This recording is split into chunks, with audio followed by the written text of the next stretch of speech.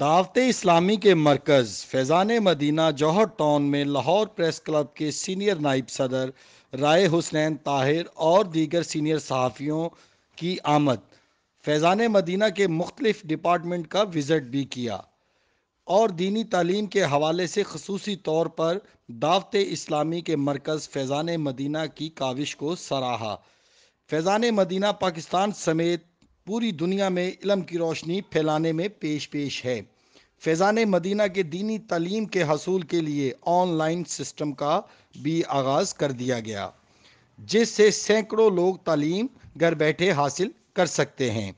اسی کے ساتھ ساتھ جیلوں میں قید اسیران کو بھی تعلیم دی جاتی ہے۔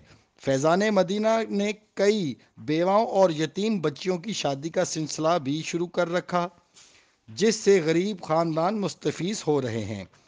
فیضان مدینہ کے وزٹ میں سینئر صحافی سینئر نائب صدر رائے حسنین طاہر سمیت دیگر صحافی وسیم فاروق، میاں عارف، زاہد شفیق، طیب، محبوب چودھری، گورنر باڈی ممبر امجد فاروق کلو، شہزاد علی شاہ، وسیم علی حیدر، ندیم علی، آصف جیلانی، طارق چودھری، خالد فاروق اور فرید بابر نے شرکت کی۔